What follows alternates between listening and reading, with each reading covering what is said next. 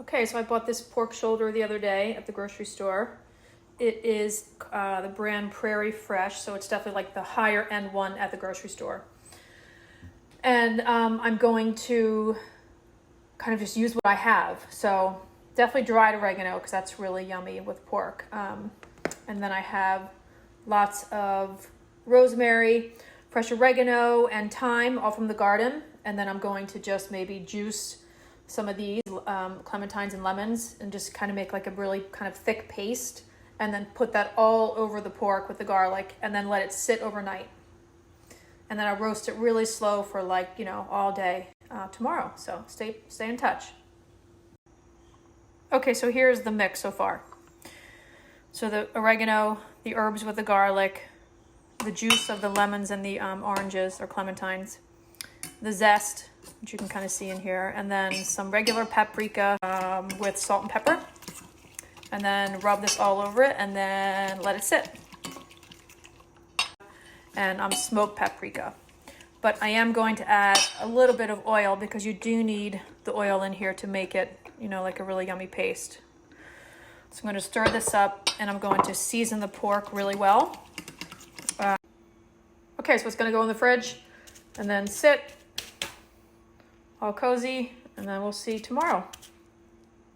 Okay, so here is the pork roast from yesterday.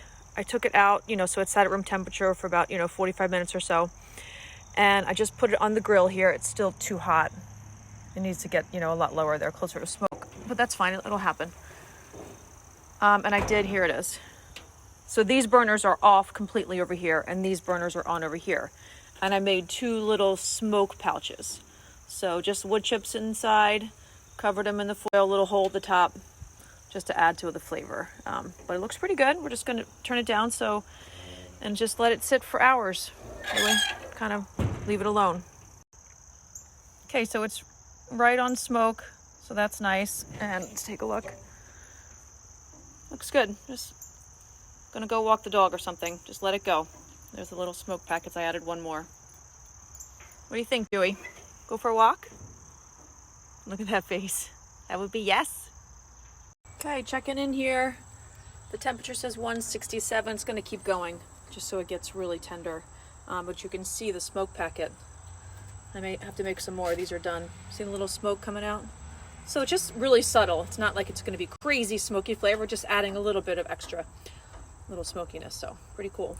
An easy solution too. So I'll let this keep going. Okay, so this is looking really good. And I think I've actually exhausted all the gas, so they ran out of gas there, but that's fine. It's fully cooked, obviously. It's just a matter of it getting to the point where it's super, super tender, where it just kind of falls apart. But it's, kind of looks pretty tender there. So in any case, some areas are like 200, some areas are like 186, some areas are, let's see, what's this? Like 184. So in any case, all I'm going to do is turn it off and then just bring it inside and decide from there. But looks great. And the little packets here, I think, worked really well. Okay, so here it is in the light. It's got great color. Looks good. I was picking at it here. It's hard not to pick at it. But anyway, I'm just going to let it sit. And just let it rest and do something with it later. Okay, so I think it turned out pretty good.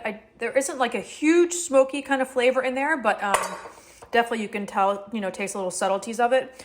I made a homemade like anchovy, lemon, garlic aioli to go on top, just to give it that little bit of kind of creaminess, and then served it with some broccoli rabe and white beans. So yummy dinner.